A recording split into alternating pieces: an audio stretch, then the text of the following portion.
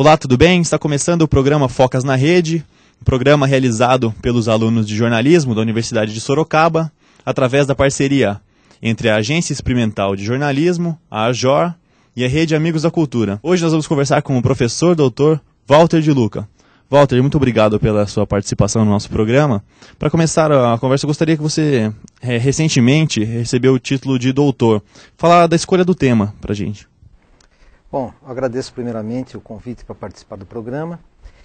E eu fiz o doutorado aí durante 5 anos e meio, né? E finalmente concluí no mês de março deste ano. Então, eu defendi uma tese a respeito de televisão, mais especificamente sobre a audiência da televisão aberta, né? O que está acontecendo com a televisão aberta, como ela vem evoluindo nos últimos 20 anos e como tem se comportado o público diante dos programas, diante do conteúdo oferecido pela TV, principalmente com relação à entrada na cena midiática de novos meios, de novos veículos, de novas plataformas de comunicação. Então, meu estudo abrange tudo isso e foca, né, nesse comportamento do público da TV em todo o mundo, né, no Brasil e em vários países, claro, com foco nos países ocidentais. E na escolha do tema, teve um gancho do mestrado com o doutorado, teve um foco, você seguiu o mesmo foco, teve uma dificuldade,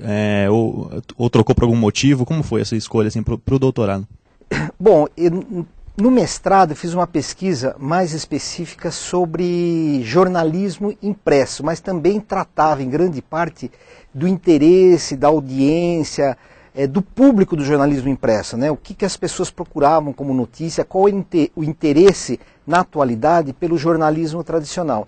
Então, de certa maneira, era também sobre audiência, né? Sobre o que a gente chama em pesquisa de comunicação de exposição, a fase de exposição, como as pessoas se expõem aos meios de comunicação, e só que tratava de jornalismo impresso e jornalismo online. E depois eu tive a ideia aí de pesquisar esse tema para a televisão, porque a televisão é o meio que mais reúne audiência. Como você vê os programas, os veículos de comunicação no Brasil hoje com esse avanço, né, da internet e esse avanço das tecnologias? Aqui no Brasil, as mídias sociais. Bom, olha, a gente vê que o Brasil ele é um país que tem uma mídia muito profissional. Falando de emissoras de televisão, emissoras de jornais, emissoras de rádio, os veículos online. Então o Brasil é um país de vanguarda em termos de comunicação. Nós temos grandes empresas, excelentes profissionais, uma excelente imprensa e uma excelente televisão. Como foi feita a pesquisa no material encontrado? Você teve um material bom para encontrar? Teve dificuldade na hora de concluir o doutorado? Olha, eu pesquisei ao longo de 5 anos, né? E eu tive uma certa dificuldade porque eu precisei reunir dados de audiência de vários países do mundo. Não só do Brasil, que são principalmente dados do IBOP, mas também de outros institutos de pesquisa, mas tive que buscar dados dos países europeus, dos Estados Unidos, do Japão. Então, assim, a grande dificuldade foi trabalhar com todos esses números e conseguir esses números. E o estudo seu, você foi para a Espanha para concluir o doutorado, né, para continuar os estudos. Então. Por que a escolha da Espanha? Teve algum motivo específico? Olha, a Espanha tem uma TV muito... Primeiro, eu tenho ligações com a Espanha, já estive lá. E a Espanha tem uma área de televisão muito peculiar. Uma das coisas interessantes da Espanha, por exemplo, é que as TVs públicas, elas disputam a audiência em pé de igualdade com as TVs privadas, né? Então, por exemplo, no ano passado, a líder de audiência na Espanha foi a TV Espanhola, que é uma TV pública, uma TV estatal. E, em segundo lugar, era a Telecinco, né, em termos de audiência, que é uma TV privada, aliás, do grupo do Berlusconi, que tem TVs em vários países da Europa, originária da Itália, mas tem emissoras em vários países, inclusive na Espanha. E, então elas disputam, são as duas principais concorrentes, né? Então isso mostra a força dessa TV pública na Europa. E também tem outras particularidades, como a questão de fragmentação da audiência. Ela já é estudada há alguns anos na Espanha, eu trato muito disso na minha tese.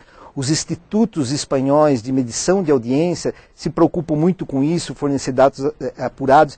Então a guerra de audiência na Espanha é muito mais acirrada do que é no Brasil, por exemplo, onde a gente tem uma TV líder, hegemônica há muitos anos, né, e as outras sempre em segundo lugar. Na Espanha não, é uma guerra de, como a gente diz, uma guerra de foice todos os dias, né, para conseguir alguns pontinhos de audiência. E por que você acha essa diferença, assim? Por que você acha que não tem no Brasil? Você acha que é uma tendência, daqui para frente vai ser como funciona na Espanha, essa briga? Vai ser mais acirrada? Ou você acha que no Brasil aqui o método é diferente mesmo? Bom, aqui nós temos o fenômeno da Rede Globo, que eu acredito assim, uma das TVs mais bem feitas do mundo em termos técnicos. Não vamos discutir aqui a qualidade dos programas, né, a qualidade cultural, há muita polêmica a respeito disso, mas em termos de qualidade técnica, qualidade artística, de organização profissional, a Globo realmente é um fenômeno no mundo. E ela tem se mantido na liderança da audiência desde a década de 70, sem cair jamais, né? E com nível de qualidade, ela é muito sintonizada com o público, muito hábil em oferecer aquilo que o público quer e por isso ela consegue manter essa audiência elevada. Então, inclusive, ela tem sido um fenômeno atípico, né, em relação a outros países. Quer dizer, as outras grandes redes no mundo perderam muito mais audiência na década de 90, por exemplo, do que a Globo. Agora vamos falar um pouco das suas atividades profissionais. Bom, eu comecei muito cedo no jornalismo, eu sou de uma família de jornalistas, né? Meu pai e minha mãe eram jornalistas, meu pai fundou o Diário de Sorocaba, e eu desde criança trabalhei nas oficinas do Diário de Sorocaba, fiz estágios na redação, fiz curso de artes gráficas, já pensando em trabalhar um dia no jornal, um colegial técnico de artes gráficas, depois fiz a faculdade de jornalismo, então eu convivo dentro de jornal desde criança, né? Meu pai fundou o jornal, tinha 1 ano e meio, né? Então sempre ouvindo falar de jornal, vivendo aquela realidade da imprensa. E depois com o tempo eu trabalhei em outros veículos, em outras mídias, trabalhei em rádio, trabalhei na Folha de São Paulo, tive uma produtora de vídeo, então eu tive assim, trabalhei com jornalismo online, aí para o próprio Diário. O Diário foi um dos primeiros jornais a ter um site na internet do Brasil. Então eu tive várias experiências aí na área de comunicação. E sou professor de comunicação há 20 anos. Sendo assim, você que defendeu o mestrado e doutorado, que conselho você dá para quem quer defender também, seguir um tema, não tem um tema muito claro, assim, ou tem um tema, mas não tem certeza do que é aquele tema? O que você sugere?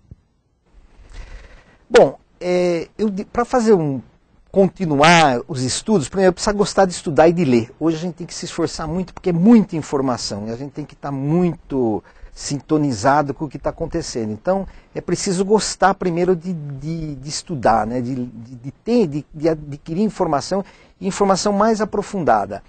A gente estudar mídia no mestrado e no doutorado significa fazer estudos científicos da mídia, né? Então também já é uma atividade assim diferente daquela da prática do jornalismo no dia a dia.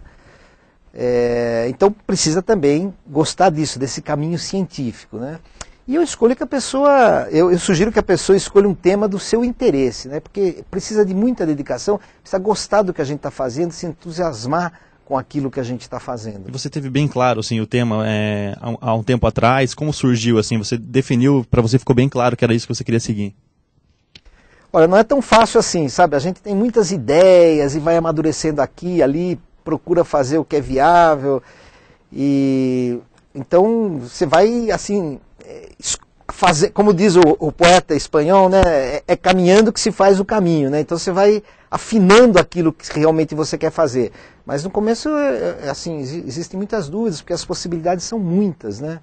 Então a gente vai procurando até achar aquilo que quer. E para defender o doutorado tem que ter 2 línguas, né? Dominar 2 línguas? Isso, precisa fazer um exame de 2 línguas de proficiência. E também, além do espanhol, o inglês, você usou inglês, isso. Eu queria que falasse da experiência no inglês, para a gente, que você também foi para os Estados Unidos estudar, né?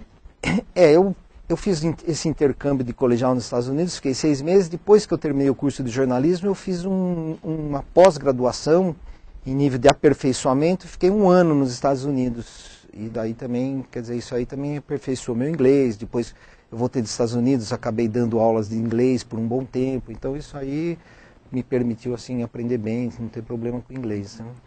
Né? Os Estados Unidos, pegar como exemplo, o que você acha do método que eles usam e como imprensa, você acha que é um exemplo o jornalismo produzido nos Estados Unidos?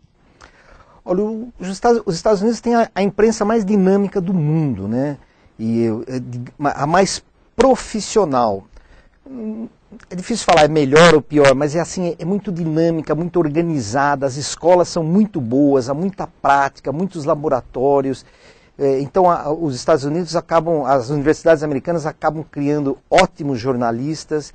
Então é uma imprensa admirável, assim, que tem muito para ensinar para a gente, né? Nessa área do estudo da comunicação, qual você acha que é um país exemplo que, se eu quero estudar, eu deveria ir? Um país que você sugere é a Espanha mesmo? Se eu quero estudar a comunicação, o futuro, seja a tendência para pesquisa?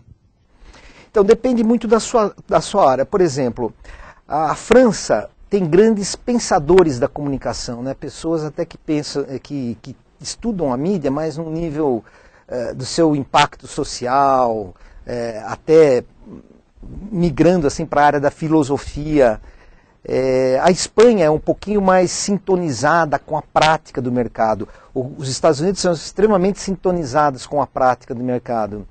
Então depende do que você quer, né? Se você quiser fazer um estudo mais profundo no nível de reflexão, etc., talvez a França. No meio do caminho, Espanha, se é mais prático, mais pragmático, mais assim, ligado à realidade, Estados Unidos, talvez.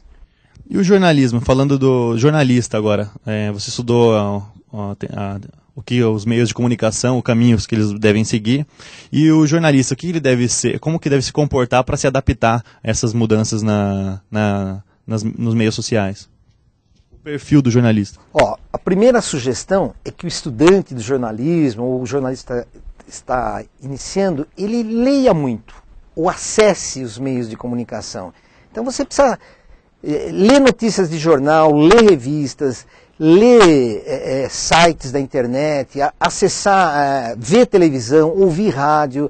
Quer dizer, hoje, né, a gente vive um momento de convergência das mídias. Então é importante que a gente não apenas esteja preparado para trabalhar com várias plataformas que a gente chama, né, vários tipos de mídia, mas que também a gente saiba como acessar, como captar informação, conhecimento das várias mídias que a gente tem à disposição. Hoje toda a informação está disponível. O que diferencia as pessoas, o que diferencia os profissionais, essa capacidade, essa habilidade de captar o conhecimento, a informação e trabalhar com ela. Para finalizar, Walter, eu gostaria que você falasse do Walter antes de defender o doutorado e Walter depois do doutorado, assim, essa mudança para você. Bom, eu continuo assim, o doutorado aumentou meu interesse pela área acadêmica, para produzir pesquisa, para trabalhar com pesquisa científica. É uma área que eu me dei muito bem, gosto muito, né? Mas é difícil conciliar isso com a prática do jornalismo diário. Então a tendência é que talvez eu me dedique mais à área acadêmica do que ao jornalismo diário, né? Eu já sinto que eu estou mais inclinado a fazer isso. E porque eu gosto muito de estudar, gosto muito de ler, e não que eu não gosto do jornalismo diário, mas o jornalismo diário exige muita dedicação, é muito trabalho, é uma rotina muitas vezes extenuante, né? Principalmente quem faz jornalismo em jornal. Então não dá para conciliar muito as duas coisas. Eu tive grande dificuldade de tempo para fazer o mestrado e depois para fazer o doutorado. Obrigado pela entrevista, Walter. Hoje nós conversamos com o professor Dr. Walter de Luca. O programa Focas na Rede fica por aqui. Até a semana que vem com mais uma entrevista.